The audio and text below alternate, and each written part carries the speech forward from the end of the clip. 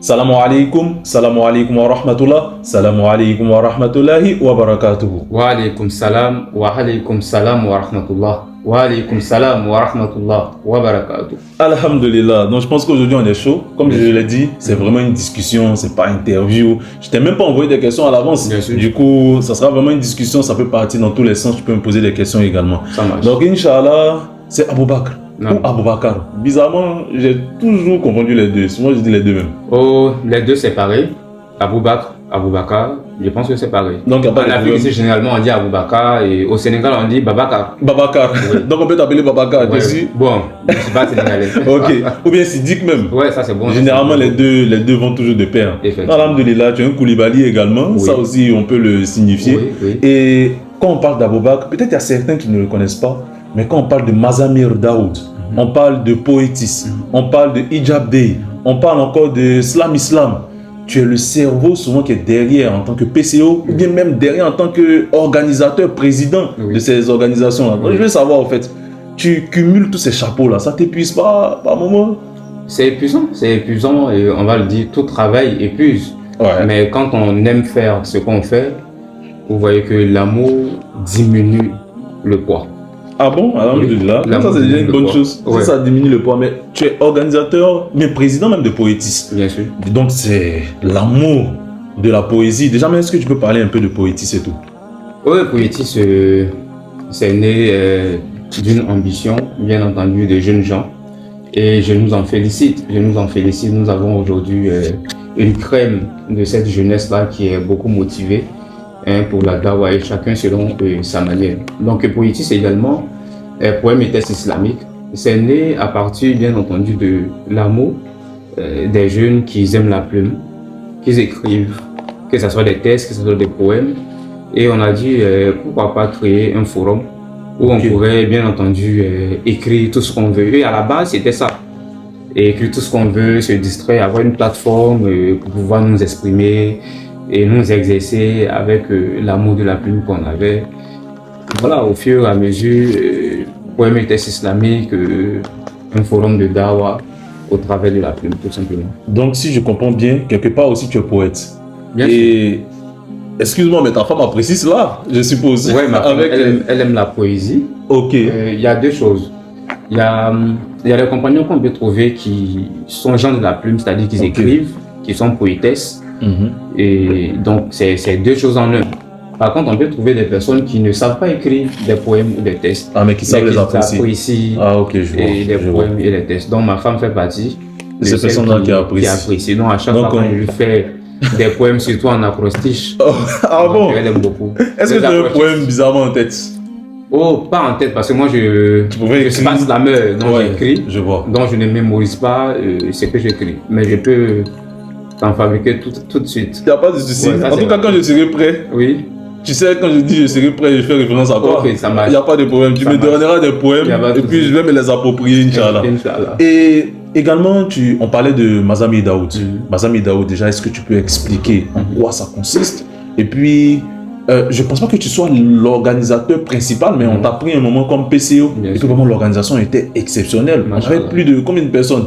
Et plus de 500 personnes. Plus de 500 personnes. Moi, au départ même, quand je m'inscrivais, et puis tu m'as dit, bon, on a plus de 500 personnes. Est-ce que je me dis, mais attends, tu es sérieux? Il me disait que peut-être la salle n'allait pas contenir. Au départ même, je ne croyais même pas même. Mais quand je suis arrivé, j'ai vu, mais je veux comprendre comment tu fais les organisations, comment ça se passe, la mobilisation et tout. Donc, alhamdulillah, Mazamir Daoud, c'est une initiative déjà du CONACI, le Conseil national de la conférence islamique, et initié par mon ami et frère. Je profite pour lui faire un clin d'œil. L'imam Al-Bambawi. Donc, la CONACI, Mazamir Daoud, c'est déjà une initiative qui est née à Atekoubé et qui se faisait toujours à Atekoubé, un concours de mémorisation du Coran. Donc, après, je pense que l'édition passée en 2024, on a eu l'idée de nous mettre ensemble, 3 structures. L'AMBF, l'Association musulmane pour le bien-être familial en Côte d'Ivoire, et gérée par ma soeur Kadi Sissé. La CONACI gérée par l'imam Al-Bambawi et Poétis gérée par moi-même. Donc on a décidé d'agir en synergie et pour pouvoir bien entendu faire la promotion davantage de l'islam. C'est sous ce temps-là qu'on m'a choisi pour être le PCO à l'organisation de Mazamir Daoud 2024. Est-ce que tu as connu quelques difficultés durant l'organisation? Parce que, après, moi je ne vais pas te mentir, en termes d'organisation, je suis très très nul. Souvent, même quand on m'invite pour des conférences, certaines personnes pensent que je suis à l'organisation. Alors que très souvent, on me prend peut-être comme ambassadeur ou bien une personne qui va venir faire des conférences. Mais quand on parle d'organisation, je me dis que c'est extrêmement difficile. Et j'ai même eu écho que tu étais souvent à l'organisation de certains mariages. Bien sûr. Donc, j'imagine à quel point le sens de l'organisation, ça doit être vraiment une des qualités que tu as. Bien sûr. Et l'organisation, alhamdoulilah, Allah, il a facilité l'organisation. Et avec également des personnes, parce que quand on parle d'organisation, quand tu es président à l'organisation d'un événement, c'est de t'entourer d'une équipe, bien entendu, dévouée, une équipe également qui épouse ta vision des choses. Donc quand c'est comme ça, les choses deviennent plus faciles.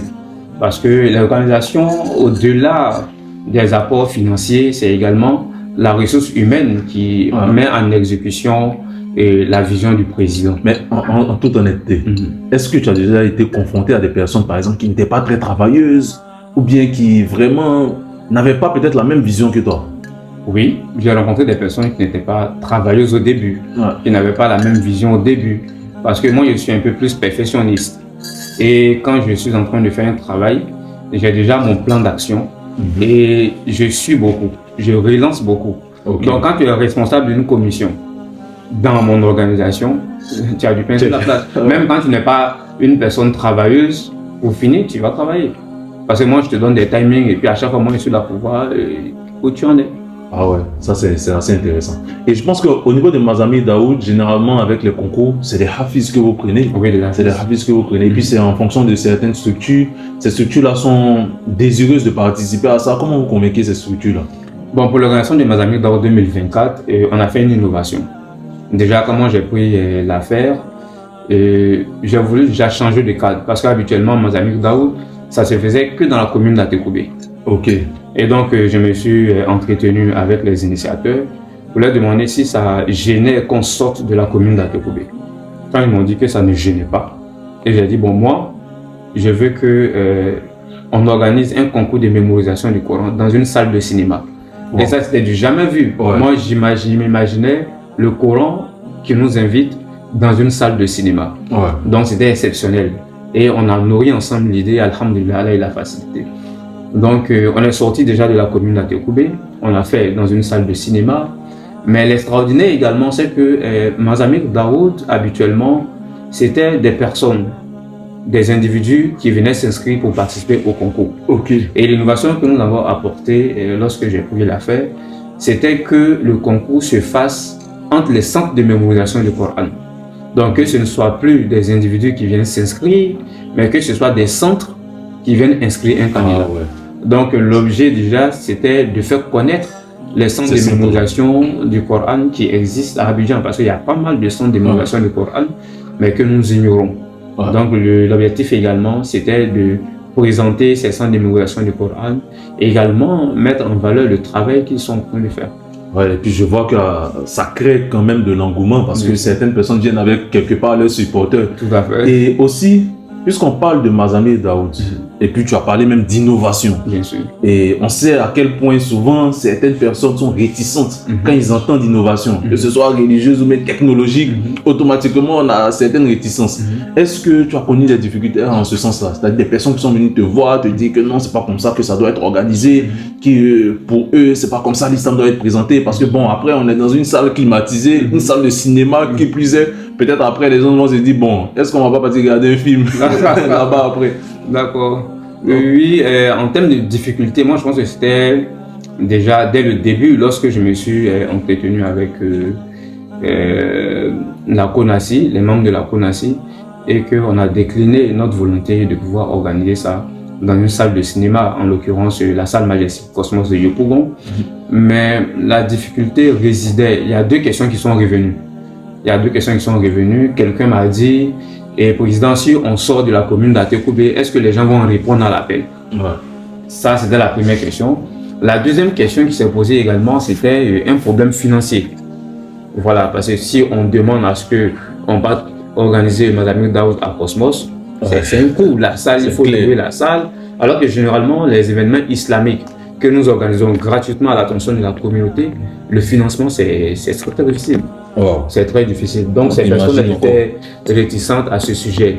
Et comme moi, j'aime à le dire, que quand on organise quelque chose pour la face d'Allah, et on y va, ce qui adviendra, on va le constater. Ouais. Donc, moi, je suis toujours à l'organisation des événements, je suis beaucoup, je vais dire, optimiste. Je trace mon programme, je dis on y va et je ne m'assois pas. Ouais. On appelle tout le monde, on essaie de faire ce qu'on peut faire. Et puis toujours à la fin, alhamdoulilah, Allah nous accorde le minimum nécessaire à l'organisation de ces événements. Et question simple et honnête, parce que là tu es en train de parler de mobilisation financière aussi. Bien sûr. Question simple et honnête, la communauté musulmane, est-ce qu'on aime donner un peu l'argent pour ce genre de causes-là? La communauté musulmane, et c'est avec un pincement au cœur que je veux le dire, on est chiche à donner quand il s'agit de donner, surtout exclusivement pour la cause d'Allah, dans une action où il n'y a pas trop de vuvuzela. Ouais. Voilà, où il n'y a pas trop de vuvuzela. On dit sous le patronage, voilà, sous le parrainage. Tant qu'il n'y a pas talakou, les gens sont chiches à donner. Alors qu'aujourd'hui, il y a pas mal d'activités, il y a pas mal d'initiatives qui demandent l'accompagnement de ceux à qui Allah subhanahu wa ta'ala a fait faciliter. Et je pense qu'il y a l'argent d'Allah dans les poches qu'ils doivent donner pour l'organisation de ces activités-là. Oui, parce que c'est ce que je disais aussi. Quelque part, quand tu es musulman, tu as de l'argent. Souvent, les gens pensent que c'est une grâce. C'est vrai, c'est une grâce, c'est clair. Avoir de l'argent, c'est une grâce. Mais c'est aussi du feu si tu t'amuses avec cet argent-là. Parce que tu seras questionné pour chaque centime. Celui qui est pauvre n'a pas vraiment ce souci-là. C'est clair. Et souvent, même, tu vois même que les plus généreux même sont ces personnes-là qui n'ont pas beaucoup. Bien sûr. Donc, je me dis que franchement, qu'Allah nous donne de l'argent, mais la sagesse surtout de pouvoir investir cet argent-là dans la communauté. Parce qu'aujourd'hui, moi-même, au niveau des conférences que je fais, la plupart de mes communications sont taxées sur ce genre de trucs. De motiver au fait des gens, et surtout quand on part dans des écoles ou bien un cadre assez professionnel comme des universités ou bien des structures professionnelles, des entreprises, on essaie en fait de motiver ces personnes-là à comprendre qu'il faut donner. Parce qu'aujourd'hui, tu prends un musulman, tu parles même en termes de zakat, je t'assure que peut-être qu'il est un peu éberlué, il se demande, bon, pour lui c'était simplement de donner un peu de l'argent aux alentours des mosquées, mais il ne connaît même pas même ce qu'on appelle la zakat et à quel point c'est important en fait dans sa vie. Donc je pense qu'aujourd'hui, alhamdoulilah, avec ce genre d'organisation, parce qu'après, c'est vrai qu'il faut flatter un peu les égos, ils vont donner, on va essayer de soutirer cela de leur poche, mais c'est quelque chose qui apporte beaucoup, alhamdoulilah. Donc vraiment merci déjà pour ça. Et puis on va changer un peu de cadre, parler de Mazami Daoud, mais en termes de mémorisation du Coran. Est-ce qu'actuellement toi tu es Hafiz Coran? Non, je ne suis pas Hafiz Coran. Ça c'est avec un pincement au cœur que avec un pincement au cœur que je le dis, j'ai envie d'en pleurer, mais alhamdoulilah, je pense que dans la communauté, on est tous riches d'une manière ou d'une autre. Et on a toujours la volonté d'acquérir plus de richesse. Et quand je parle de richesse, je parle de la richesse financière. Donc voilà, la mémorisation du Coran est une grande richesse. Et le cheminement vers le Coran, vers notre Seigneur, subhanahu, est une grande richesse. Et nous n'avons pas toujours la même histoire avec le Coran. Il y a d'autres qui ont été investis depuis leur bas âge au Coran. Donc rien d'étonnant de les voir aujourd'hui des hafiz. Et il y a d'autres aussi également qui n'ont pas connu cet environnement-là, propice dès le bas âge à l'apprentissage du Coran, qui ont dû, quand ils ont grandi, quand ils ont pris conscience, avec l'amour qu'ils ont pour le dîn, se sont mis au travail à apprendre le Coran, à mémoriser ces versets, ces sourates, mais qui ne sont pas hafiz Coran. Mais cela ne diminue en rien de leur amour qu'ils ont pour le Coran et pour le Seigneur. Donc nous on est sur le chemin et voilà, nous sommes une nouvelle génération.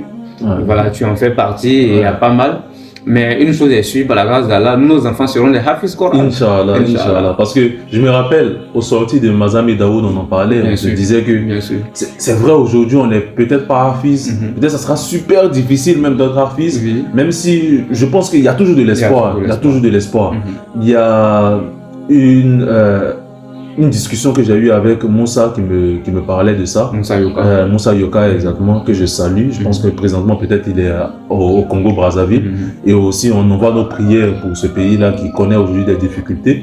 Mais qui me disait que c'est quelque chose à laquelle je n'avais jamais pensé. D'accord. Je me suis dit, mais c'est incroyable. Pourquoi même on n'a pas réfléchi à cela? Parce qu'on se disait que, bon, avec nos activités, avec l'âge, peut-être ça sera super difficile. Je me dis, mais le prophète alayhi salatu wassalam, il a commencé la mémorisation du Coran à quel âge? Allahu Akbar. À 40 ans. Ouais. Et il a fini à quel âge? On va dire à 63 ans. Ouais. Puisque c'est là qu'il est décédé. Oui. Donc, il a passé tout ce temps-là aussi dans la mémorisation du Coran. Il y a l'histoire également de Abu Huraira. Oui, Abu Huraira il était très vieux, je pense. était vieux. Et lorsqu'il partait auprès du prophète alayhi salam, bon, si le prophète, quand il a reçu la révélation, il avait 40 ans. Ouais. Et que quand Abu Huraira partait vers le prophète alayhi salam, on lui disait dans la ville, mais toi, un vieillard comme ça, tu vas chez le petit là. Donc imagine Abu Huraira avec quel âge? Ouais. Le prophète qui avait 40 ans. On te dit le petit là. Le petit. Et Abu Huraira, quand il partait, on dit, mais toi, un vieillard, comment c'est toi qui cours derrière le petit là? Donc imaginons Abu Huraira avec quel âge? Ouais. Mais avec ça, Abu Huraira, avec la détermination, l'amour qu'il avait pour ce livre-là, pour la religion d'Allah subhanahu wa ta'ala, je crois qu'il est celui qui a rapporté le plus d'hadiths. Le plus de hadiths, ouais. C'est-à-dire que quand tu entends un hadith, quelque part peut-être il y a un Abu Huraira qui se cache dans la chaîne de transmission. L'anecdote c'est que lorsque on dit ça à Abu Huraira, et qu'il voulait voir le prophète alayhi salam, et il lui raconte ce qui s'était passé, le prophète lui demande, alayhi salam, il demande à Abu Huraira, tu aimerais qu'on t'appelle un vieux con ou bien un vieux sage? Wow. Donc Abu Huraira a dit, j'aimerais qu'on m'appelle un vieux sage.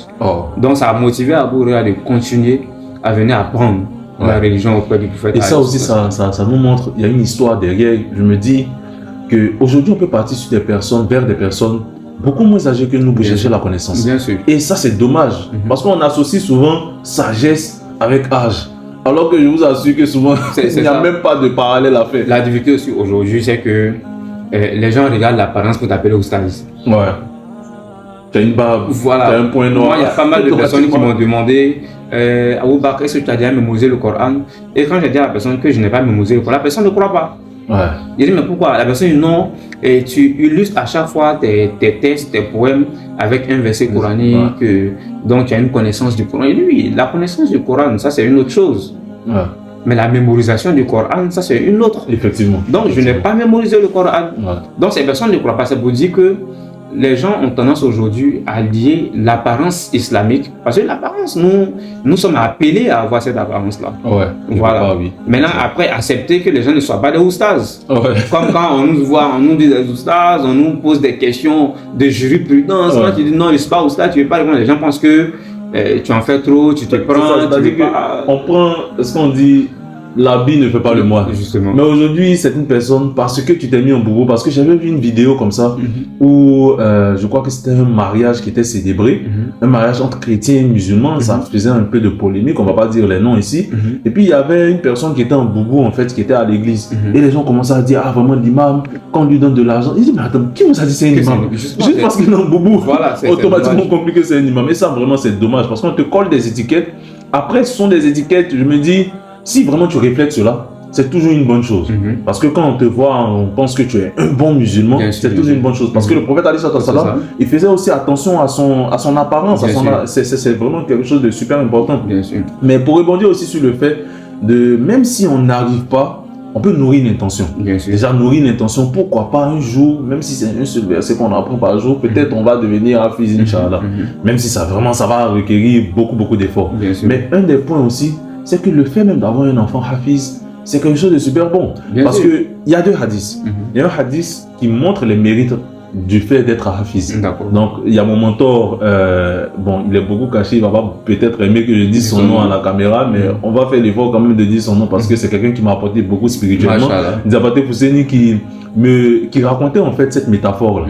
Parce que le prophète alayhi salam dit qu'au jour de la résurrection, on va dire à ces personnes-là qui ont mémorisé le Coran, récite et puis élève-toi dans les degrés jusqu'au niveau en fait où tu étais sur cette terre-là. Comme tu récitais sur cette terre-là, on va voir. Et tu vas voir, bon, tu vas voir des personnes qui sont en train de réciter Bismillahirrahmanirrahim, Fatiha, Qul Ahad, il est bloqué. Là. Voilà un autre là-bas, Alif, Lam, Mim, Zali, Kal-Kitab, qui est en train de dépasser. Donc là, ça montre déjà l'importance de mémoriser le Coran.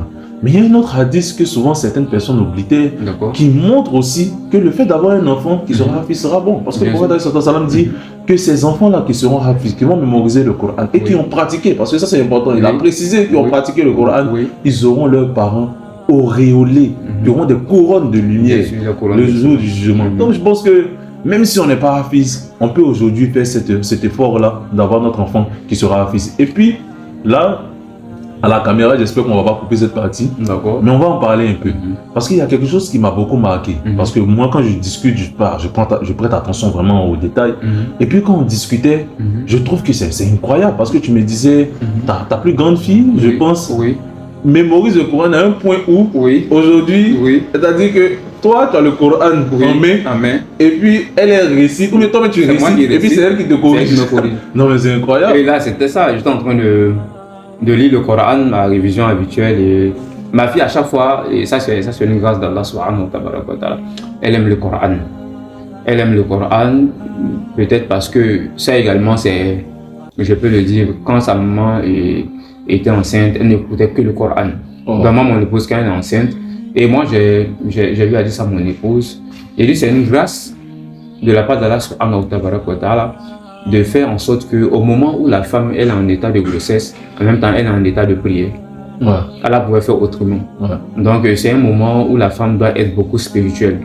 Et généralement les femmes aiment à faire tout sauf à écouter les bons sons. Donc mon épouse, quand elle est enceinte, même quand elle n'est pas enceinte, mais quand elle est enceinte encore, c'est le Coran qu'elle écoute beaucoup. Donc ça fait que l'enfant, depuis le bas âge, même ses petits frères, ses petites soeurs, depuis le bas âge, quand ils entendent le Coran, automatiquement, ils sont branchés. Et donc la petite école confessionnelle, machin, elle est au CE1. Elle est au CE1, mais figurez-vous, elles sont loin aujourd'hui. Machallah. Donc moi je suis en train de réviser. C'est une sourate même que peut-être tu connais pas. Non, il y a des sourates qu'elle récite que moi j'ai pas mémorisé. Voilà, donc souvent quand je récite, j'étais en train de lire.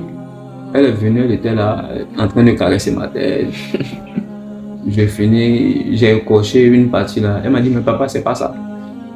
J'ai dit, elle a donné la bonne version. Et maintenant, moi, je reviens sur le verset.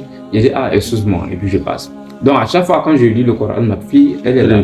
Elle est là, et elle me corrige. Et puis, ça fait plaisir, ça fait du bien. Ça me rappelle une histoire de Cheikh Ba, quand souvent dans la vie face miséricorde, il avait une fille, si je me rappelle bien de l'histoire, j'ose espérer ne pas me tromper. On dit qu'il avait une fille, et à un moment donné, devant une assemblée, elle a récité le Coran. Et Cheikh Ba lui dit, en fait, tu as fait une erreur ici. Elle dit, non, pas, quand même. Elle connaît ce Coran, elle connaît le verset là même. Mais Cheikh Ba lui dit que tu as fait une erreur. Il lui dit d'envoyer son Coran. Alors elle envoie son Coran. Et puis elle lui montre, mais pourquoi tu vois, il n'y a pas d'erreur. Et regarde le Coran. Vous savez ce que Cheikh Ba a fait? On dit qu'il a écrit au consul d'Arabie Saoudite pour dire l'exemplaire du Coran qu'ils ont envoyé, une erreur dedans. Allahu Akbar. C'est-à-dire qu'elle lisait le Coran et en fait elle faisait l'erreur parce qu'il y avait une erreur dans ce Coran. Donc elle se disait que vraiment elle connaissait, maîtrisait. Mais lui, de sa science, c'est-à-dire que même quand il avait le livre en face de lui, il a su qu'il y avait une erreur. Et le consul, il parlait qu'en Arabie Saoudite, ils ont stoppé la production automatiquement de cette version du Coran. C'est pour dire à quel point vraiment le Coran fait des merveilles. Et aujourd'hui, la preuve, quand Allah dit qu'il en est le gardien, c'est ça cette preuve.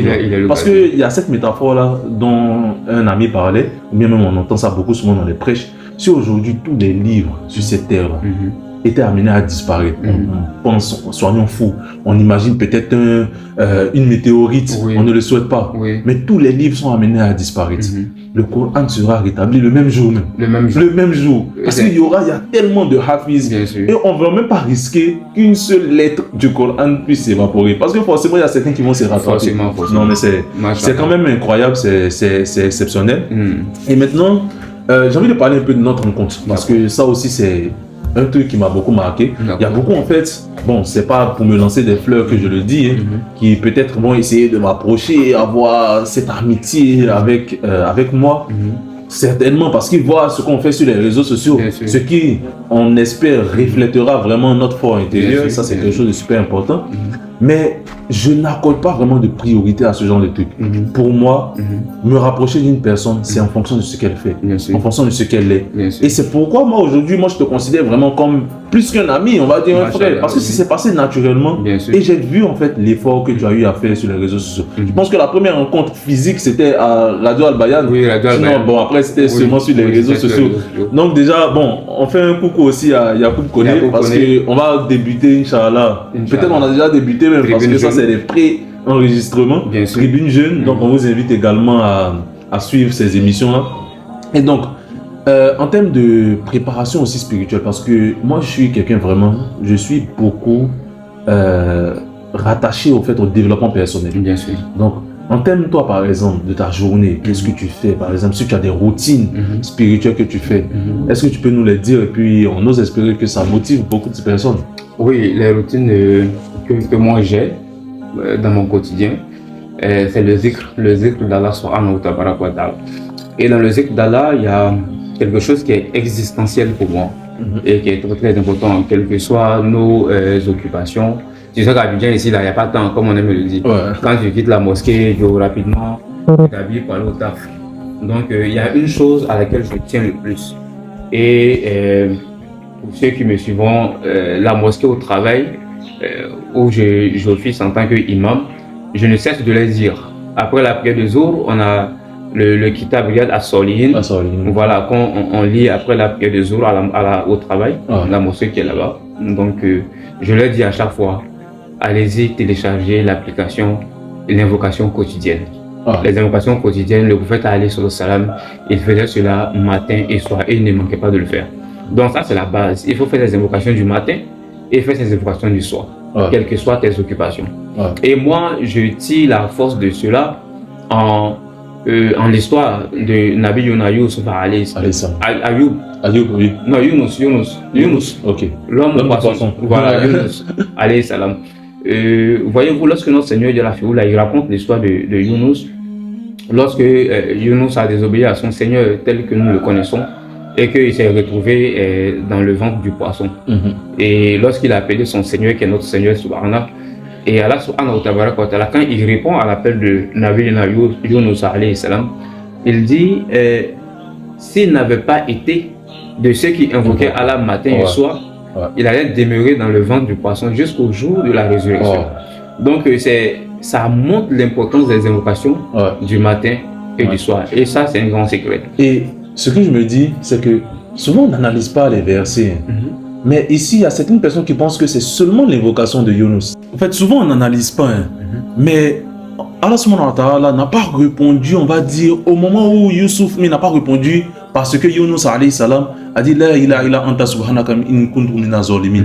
Mais il précise quelque chose, que s'il n'était pas de ceux qui invoquaient Allah subhanahu wa ta'ala matin et soir, c'est ça en fait, c'est ça qui est le véritable but. Donc je me dis que c'est plus tu vas invoquer Allah subhanahu wa ta'ala le jour où tu seras dans la difficulté, que tu vas appeler Allah subhanahu wa ta'ala, alors que dans les moments d'aisance, tu continues à l'appeler, Inch'Allah, il va répondre dans ces moments de difficulté là. Je pense que tu le rappelles plusieurs fois même dans tes rappels également. Et c'est ça, il faut se souvenir d'Allah, il faut être en amitié avec Allah subhanahu wa ta'ala au moment de l'aisance. Parce que au moment de la difficulté, c'est trop facile de se souvenir d'Allah subhanahu wa ta'ala.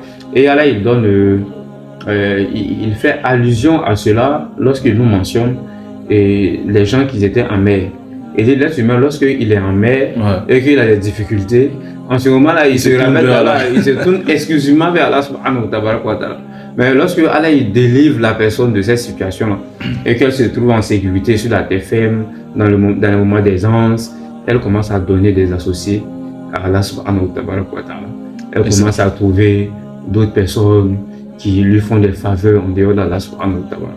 Et ça, c'est vraiment dommage. Et j'ai envie de parler aussi parce que, comme je le disais, actuellement, on est en train de discuter du développement personnel, spirituel également. Est-ce que, par exemple, tu as connu des chers qui t'ont aidé, des imams, ou bien tu as eu à faire des sorties, et puis ce sont des choses en tout cas qui t'ont forgé spirituellement? Le développement personnel, je pense que c'est le cheminement. Pardon, c'est le cheminement, le développement personnel.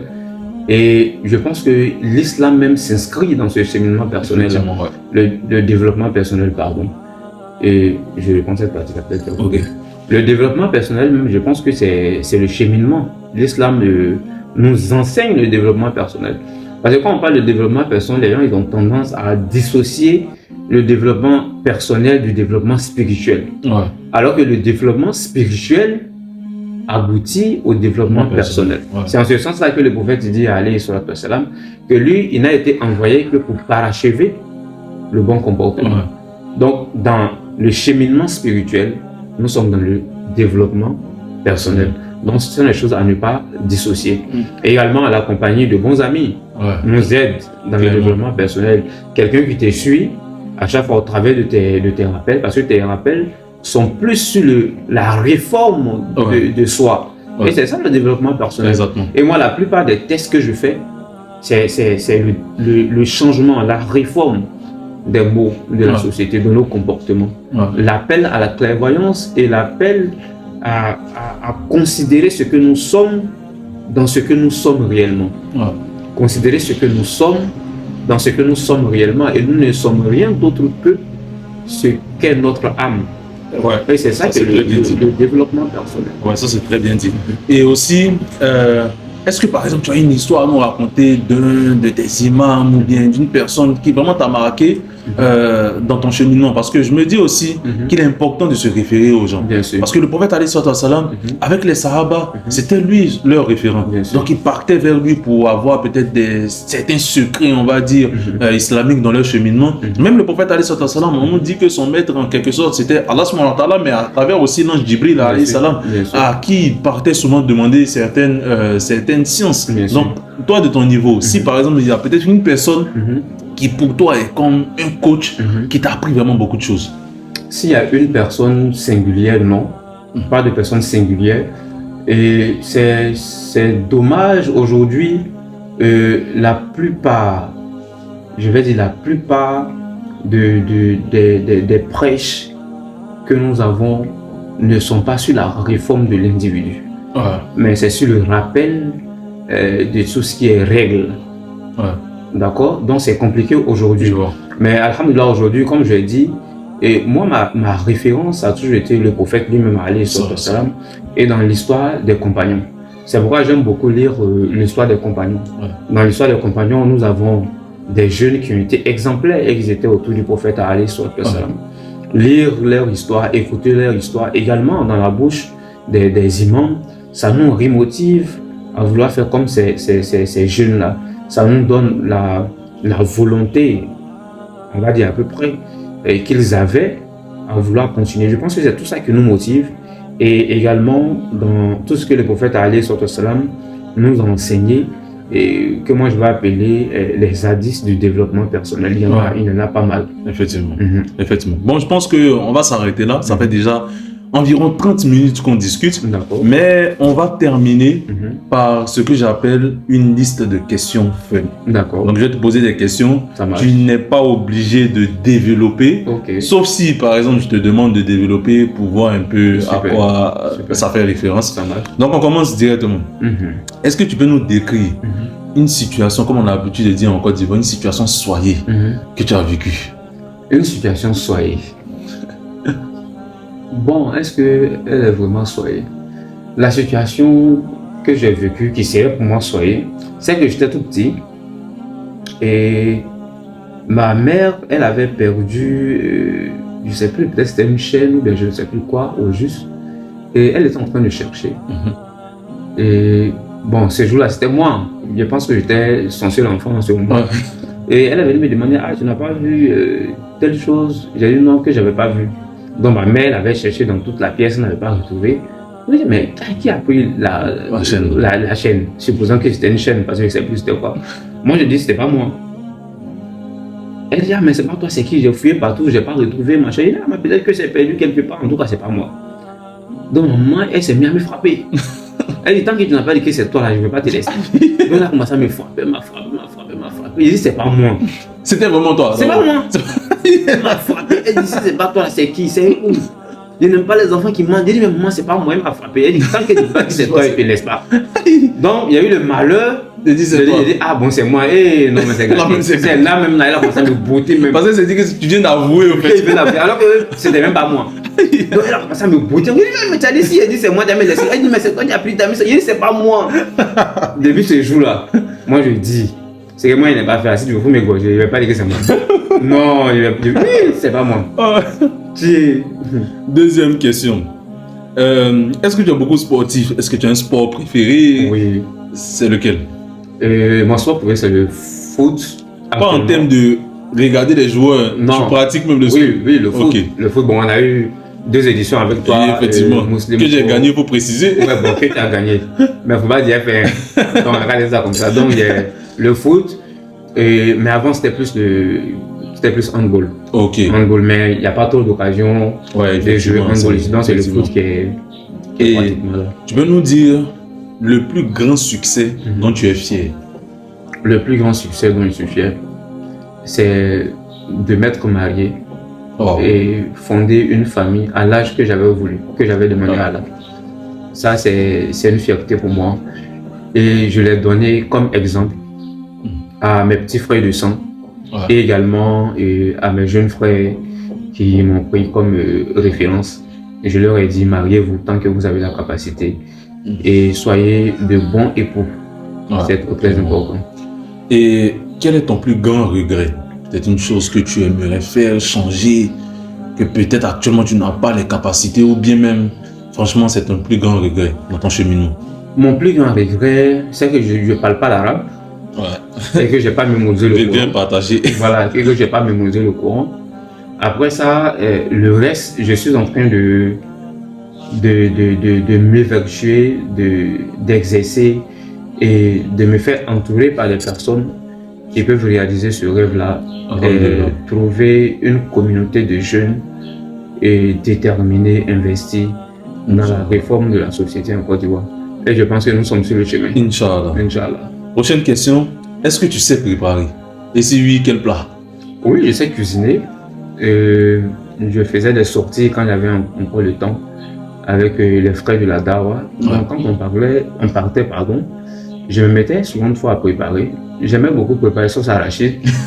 Même si les gens disaient, mais quand tu fais sauce arachide, ça va cuire. Bon, ça m'a fait ça. Sauce arachide, j'aime beaucoup sauce arachide. Les spaghettis, je pense que tu es célibataire en ce moment. Non, les spaghettis, ça je sais faire. J'ai une manière spéciale à moi-même de faire. Ah, ça. Quand je fais, je monte à madame, je dis, tu vois, ça fait la spaghetti grillée. Bon, c'est moi celui qui sait comment on fait ça. Ah, ça. Prochaine question, quel est ton lecteur préféré? Oh, mon lecteur préféré, c'est Ali Djabel. Ouais, ça c'est clair. Je voulais te dire, mais fais attention à la personne que tu vas dire. Ali Djabel. Ali Djabel, incontestablement. Oui. Ton verset préféré? Mon verset préféré se trouve dans la sourate 20, sourate Taha. Ok. Et singulièrement son verset 2. Ok. Singulièrement son verset 2. Allah il dit, Bada Bismillah. Il dit, A'udhu billahi minash shaitanir rajim, Taha ma anzalna alayka al-Qur'ana litashqa. Nous n'avons point fait descendre sur toi le Coran pour que tu sois malheureux. Ouais. Et ça, c'est mon verset préféré dans le Coran. Ouais. Voilà, parce que on a tendance à penser, même si les gens ne le disent pas, comme si l'islam était une aliénation, comme si l'islam était une charge, comme si Allah il exagérait, comme si tout ce qu'il avait prescrit comme prescription était un mal dans nos comportements avec le Coran, dans nos comportements avec les prescriptions divines. Et nous avons cru finalement à ce que Shaitan il a dit à l'Ilanatullah lorsqu'il s'est adressé à notre père Adam alayhi salam, et lorsqu'il est venu trouver notre père Adam alayhi salam, lorsque Allah lui avait défendu de manger du fruit de l'arbre, et dit votre Seigneur ne vous a interdit ce table que pour vous empêcher d'être immortel ou de devenir des anges. Et il dit par la suite, je suis pour vous deux un conseiller digne de confiance. Donc ici, il fait passer Allah comme le bourreau. C'est Allah qui empêche les êtres humains à devenir comme des anges ou à avoir la vie éternelle. C'est comme ça qu'il a présenté Allah. Et il s'est présenté lui comme étant le bon conseiller digne de confiance. Et je pense que on a beaucoup ce comportement-là, comme si le Coran était un fardeau, comme si les prescriptions d'Allah c'était de l'exagération, comme s'il n'y avait pas de sagesse derrière. Et Allah il répond à chacun d'entre nous, Ma anzalna alayka al-Qur'ana litashqa. Quel est ton hadith préféré? Mon hadith préféré étant un fond du développement personnel. Et comme j'ai dit que les hadiths du prophète alayhi salam sont remplis d'hadiths de développement personnel.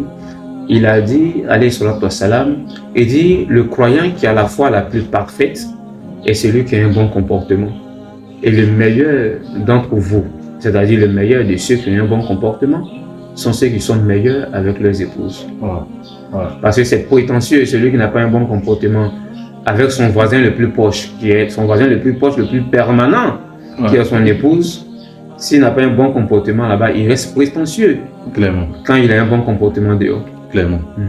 Et pour terminer, est-ce que tu as un compagnon que tu aimerais, c'est-à-dire que si Allah te donne la possibilité de converser avec ce compagnon? Parmi les compagnons du prophète Ali, oui. J'ai aimé la grandeur de mon homo. Ouais, je me doutais bien. Ouais. J'ai aimé l'homme qu'il était. Je pense que, permettez-moi de le dire, que j'ai hérité de sa sensibilité. J'ai hérité de sa sensibilité, j'ai hérité de sa douceur pour les gens et de son souci pour la Oumma. Alhamdulillah. Merci beaucoup Aboubakar Siddiq pour cette conversation ô combien riche. J'ose espérer que beaucoup de personnes y trouveront leur voix également là-dedans. Et je vous laisse deviner qui sera le prochain ou la prochaine que j'inviterai pour les discussions. Entre-temps, n'oubliez pas de vous abonner, n'oubliez pas de partager, n'oubliez pas également de commenter pour nous envoyer beaucoup de cœur. Assalamu alaikum wa rahmatullahi ta'ala wa barakatuh. Wa alaikum salam wa rahmatullah wa barakatuh.